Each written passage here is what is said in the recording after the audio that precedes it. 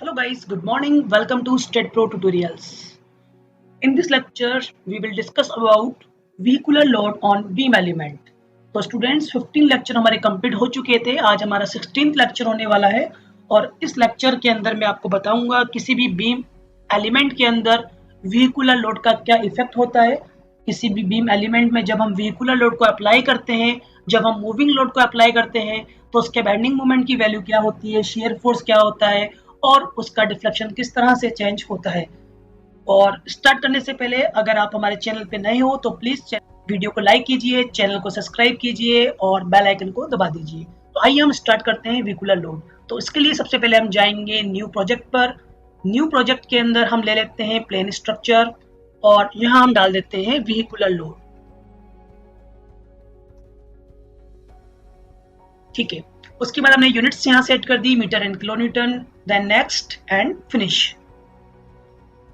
अब हम क्या करते हैं, vehicular लोड को समझने के लिए एक 10 मीटर की हम बीम लेते हैं। तो 0 to 10 पे हम क्लिक कर देते हैं and switch off the grid and इसको हम ले लेते हैं एलिवेशन के अंदर। देन हम जनरल टैब के अंदर जाते हैं और जनरल टैब के अंदर हम जाते हैं डिफाइन के अंदर एंड डिफाइन के अंदर हम प्रॉपर्टी को देते हैं रेक्टेंगुलर प्रॉपर्टी और यहाँ हम प्रॉपर्टी ले लेते हैं 0.3 into 0.4।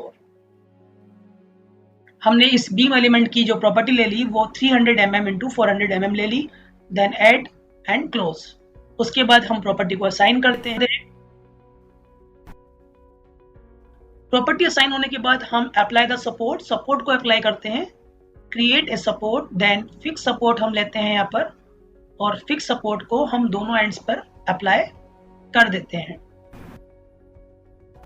आफ्टर डेट हम जाते हैं लोड एंड डेफिनेशन के ऊपर एंड डेफिनेशन के अंदर हमें यहाँ मिलेगा व्हीकल डेफिनेशन और इस व्हीकल डेफिनेशन को आप कमांड से भी ले सकते हैं। हम जाएंगे go to command and command में आपको लोडिंग मिलेगा एंड लोडिंग में आपको डेफिनेशंस मिलेगी एंड डेफिनेशन में आपको मिलेगी व्हीकुलर लोड।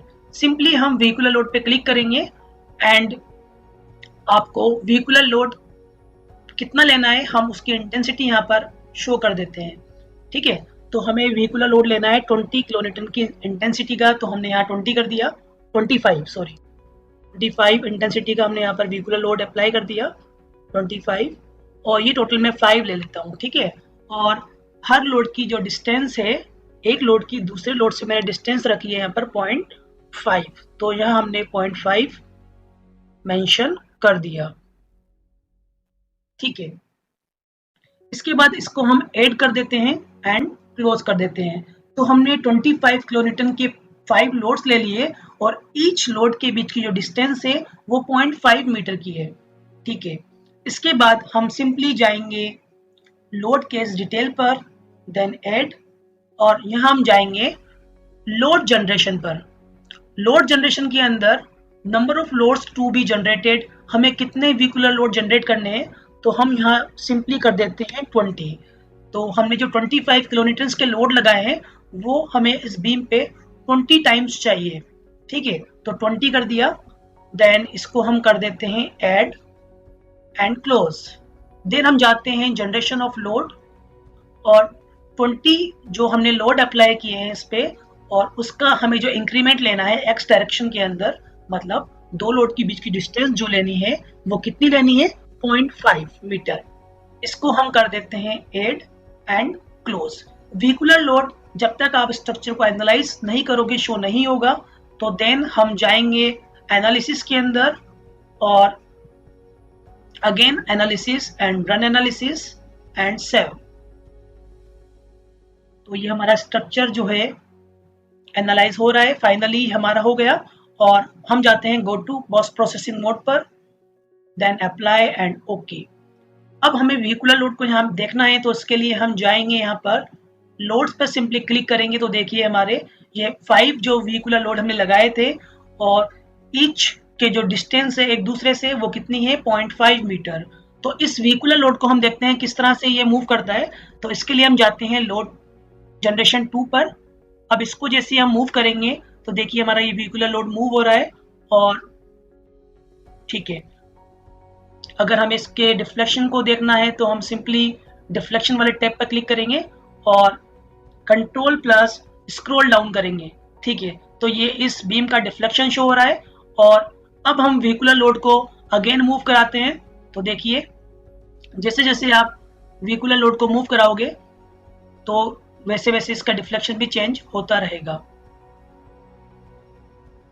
ये देखिए डिफ्लेक्शन, जब ये व्हीकुलर लोड हमारा मिड पे आ रहा है तो डिफ्लेक्शन की वैल्यू काफी ज्यादा हमारी इंक्रीज हो रही है, ठीक है। मिड पर काफी मैक्सिमम आ रहा है डिफ्लेक्शन, ठीक है।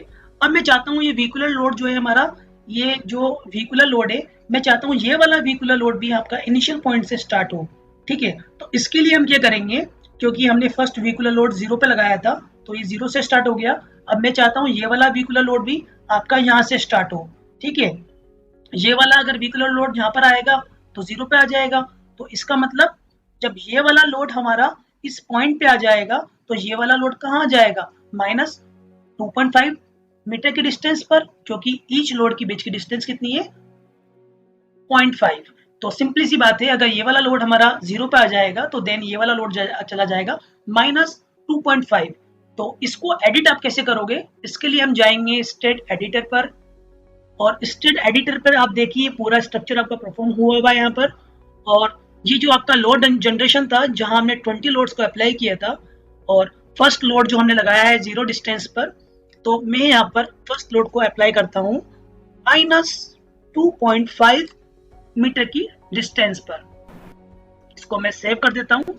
देन हम अगेन एनालिसिस करेंगे, जब भी हम कोई चीज एडिट करते हैं तो उसके बाद हमें एनालाइज करने के लिए एनालाइज करना होता है और सेव। तो स्ट्रक्चर हमारा अगेन एनालाइज हो रहा है और डन कर देते हैं इसको ओपन, अप्लाई एंड ओके। इसके बाद हम अगेन जाते हैं एलिवेशन के अंदर और अब हम देखते हैं व्हीकुलर लोड को, ठीक है। तो हमने देखिए, अब देखिए वो आपका जो स्टार्टिंग जो लोड आपका स्टार्ट हो रहा है वो फर्स्ट पॉइंट से स्टार्ट हो रहा है, ठीक है। और अगर आपको इसको मूव होते हुए देखना है तो आप मूव होते हुए भी देख सकते हो। जैसे सिंपली हमने इस पे क्लिक किया और ये आपका, ये देखिए स्ट्रक्चर आपका मूव हो रहा है, ठीक है। तो इस बार हमारा जो लोड मूव हो रहा है मतलब माइनस, जहां से हमारे लोड स्टार्ट हुए थे माइनस 2.5 मीटर के डिस्टेंस पर, तो सारे लोड्स इसमें कवर हो रहे हैं। बट अगर हम दूसरे एंड की बात करें तो दूसरे एंड पर ये हमारा लोड एंड तक नहीं जा रहा। तो आप इधर भी चाहते हो कि दूसरे एंड पर भी वो हमारा लोड एंड तक जाए, तो उस केस में हम क्या करेंगे, जो नंबर ऑफ लोड्स जनरेशन है इसको हम इंक्रीज कर देंगे।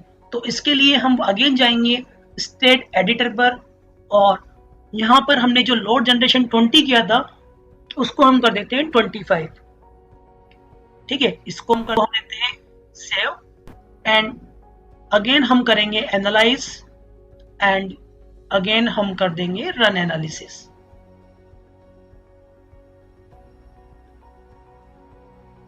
गो to post processing mode, apply okay. अब हम देखते हैं, देखिए लोड पे हम क्लिक करते हैं सिंपली। अब हम देखते हैं तो देखिए ये हमारा फर्स्ट जो लोड है वो फर्स्ट पॉइंट से स्टार्ट हो रहा है और इस पॉइंट से सारे लोड्स कवर हो रहे हैं। और जैसे फर्स्ट पॉइंट से सारे लोड कवर हुए हैं वैसे ही एंड वाले पॉइंट से भी हमारे सारे लोड कवर होंगे।